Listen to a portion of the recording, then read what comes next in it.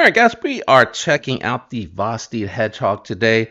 What we're going to be doing through the review is we're going to do some size comparisons, profile, weigh the knife, and then we'll jump into it.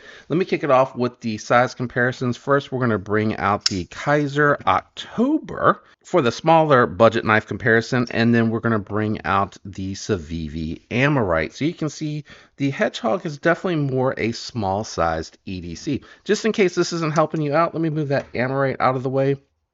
We'll bring out the Spyderco Shaman, very comparable to your PM2 and your Rat1. And then we're going to keep the October here close by, and we're going to bring out the Para 3 Lightweight. So this is, again, more in line with the Para 3 Lightweight, more compact, but is it a potent knife at that size? All right, let's see here. How does it compare to the October? I would say that is a very comparable thickness. And then let's check it out against the Para 3 Lightweight. And yep, very comparable, very similar. How does it carry in pocket? I think it rides very comparable to both of these guys.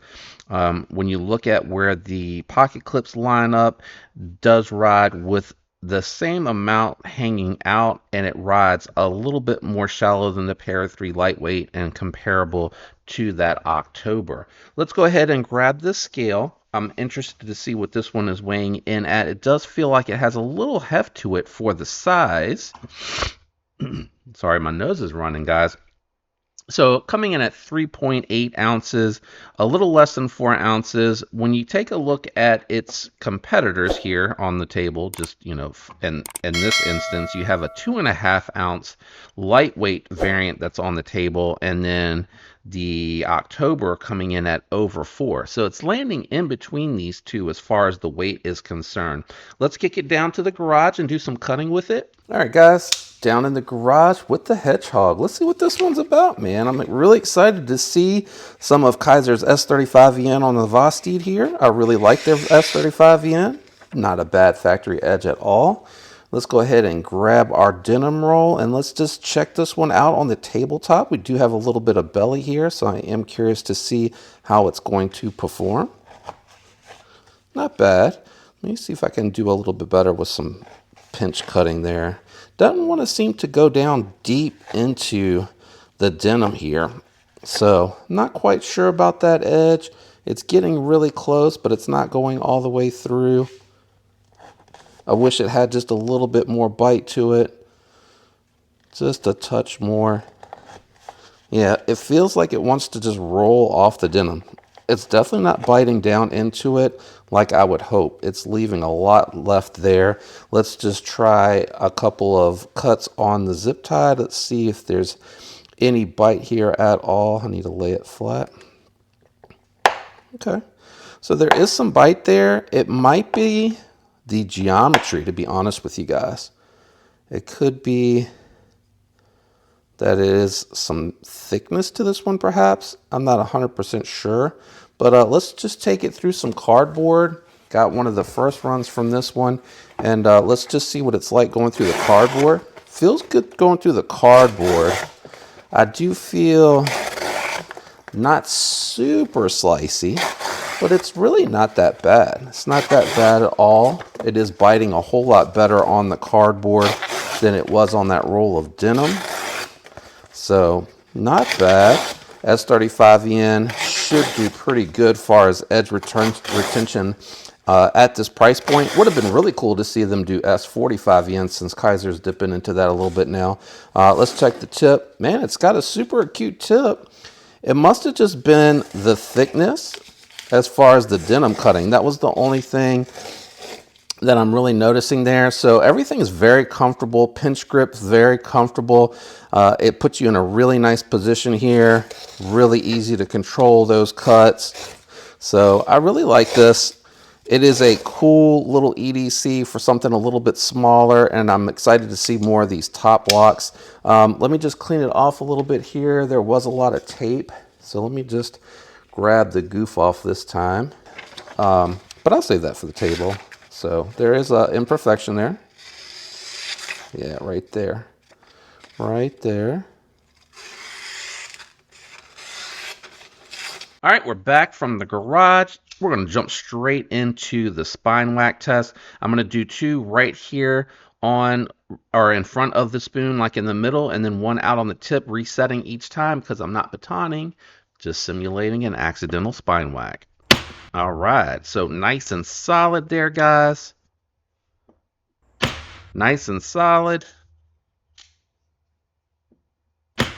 And nice and solid. So I'm super satisfied. The compression lock is a very strong lock. It has been all this time that Spyder has used it on the Smock and all of their other knives, like the Para 3 Lightweight. So I'm not surprised there, right? Pocket clip is nice, fold over, deep carry, good retention, in and out of the pocket nice.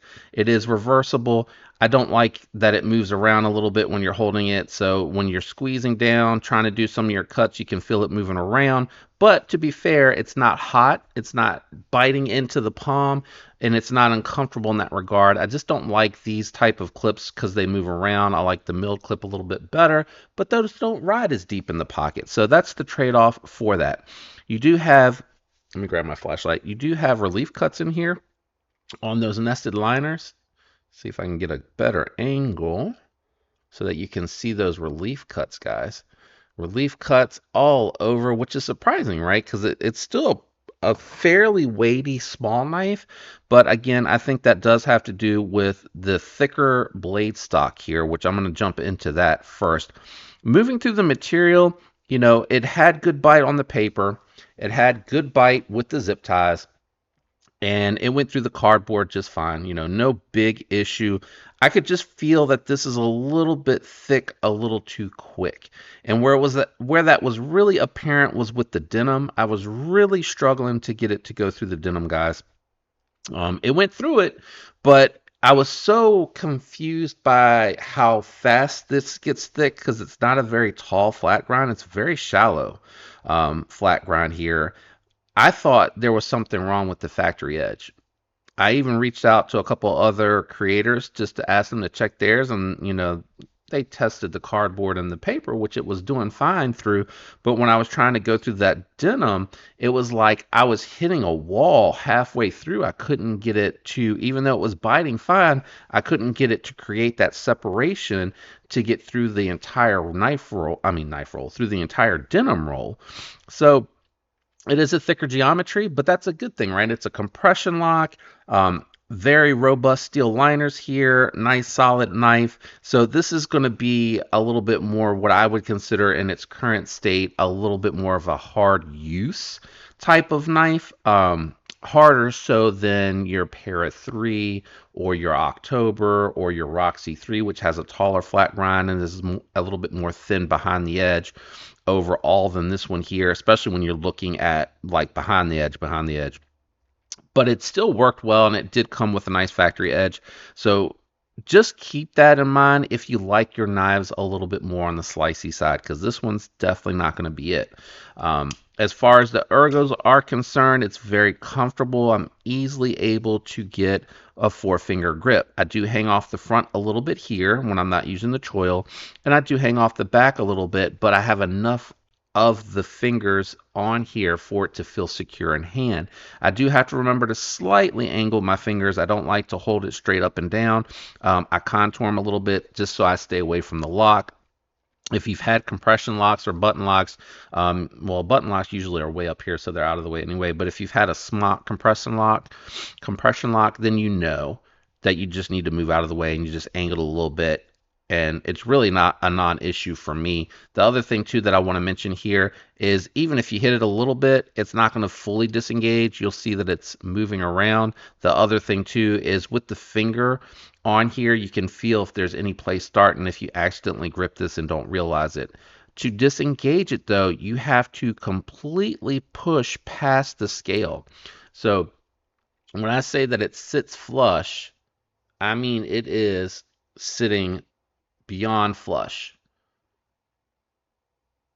So it goes down into that cutout ever so slightly for you to be able to make it past the break point or the detent break or the lock break, one of the breaks, for it to disengage. Like, you got to really push it in there. It has to be a deliberate disengagement, like an accidental hitting of it. Like, it's moving now, but it's such a slight movement that it's not coming disengaged. The other thing that's impressive too, that it has enough strength where it's pushing out, that when you do that and let it reset, it almost locks up completely solid. There's hardly any play at all, but if you push it a little bit and let it reset, you can feel like a little hint of it starting to move around. And then if you wiggle it enough, it almost moves back out completely. So it's best to make sure that you let it lock, because there's no up and down and no side to side. Then you know it's locked up solid. But again, I have not had any real issues with this lock, having used it for a little while now. I do like the finishes on here, and I love the price point. Just making sure I didn't miss anything before we move forward. In the disassembly, we'll get to the hardware and all of that and talk about the internals. You are riding on stamped ceramic bearings if you're interested in that now and you're not going to watch the disassembly, but I do encourage you to watch that, because there is more surprises underneath of here that I very much enjoyed. 130 bucks, S35EN, your choice of G10 or micarta. I think that's a really interesting price point. When you look at the October, when it isn't on sale, you're looking at about $170, titanium 20CV. When you look at the Wii Roxy 3, you're looking at S35EN full titanium. You do get a milled titanium pocket clip. That one's coming in around $230, so about $100 more, but you're getting the titanium all the way around. Now, the October, at the time I'm recording this, is on sale. It's 87 bucks, which is unheard of. It's quite crazy how cheap you can get these titanium 20CV variants. It's just mind-blowing how cheap you can get them. The other thing too, for around 140 bucks, 150 bucks, you can get a unique steel on a Para 3 lightweight, which is about this size as well. And that one is going to be USA made, and it's going to be a compression lock. So it's a very interesting perspective. Now, it is going to be FRN instead of G10 and micarta, so you can argue that those materials on the Hedgehog are going to be a little bit better. And, you know, I totally get that. You're going to get reversible clips with the Para 3 lightweight. I got this S90V variant for $147 over that $130, but then I had to go out and spend another 80 bucks, call it, I think, for these lightweight scales from Applied Weapons Tech to make this feel a little bit more solid in the hand. That's not to say that the FRN from Spyderco feels cheap. I'm just saying it doesn't feel as solid as the aluminum scales, and I like the skinny scales because the ergos are nicer for me with my larger hands. I'm not being forced into a unique position. That is one of the things that I do really like about the Hedgehog too. I don't feel like I'm forced in any position. Both these grips, whether I'm choked up or whether I'm just holding it like in a more neutral position, feel very comfortable. Your Para 3 lightweight is going to be more of a slicer. Roxy 3 is going to be more of a slicer, and your October is going to be more of a slicer. Again, this is a little bit more of a robust blade stock, a little bit more of a robust geometry on this one. So it does feel hard use, even though it is more compact. I also want to just really quickly take a listen to the sounds. I think they're very interesting. I do like them a lot.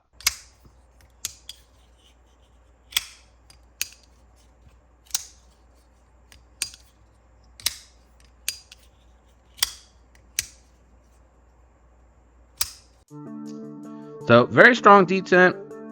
I do recommend flipping the pocket clip if you're a lefty.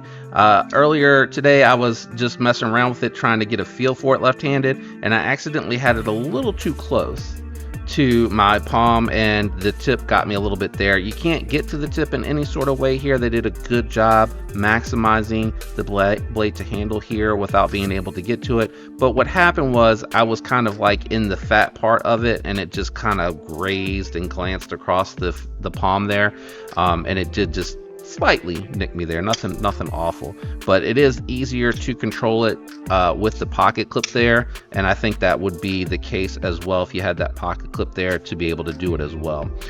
So I really like this one. Let me know what your thoughts are down in the comments below. Shout out and thank you to everyone to watching to this point, because it does help the algorithm. If you enjoyed the video, consider leaving a like. Definitely comment down below. All of that is appreciated, so thank you for it. And if you're not subscribed and you do decide to subscribe, make sure you hit that notification bell, guys. Special thank you to my channel members. I love you guys. Y'all are awesome for that extra support. It goes really far for me. I hope all of you have a fantastic week, and I'll catch you on the next one. Peace.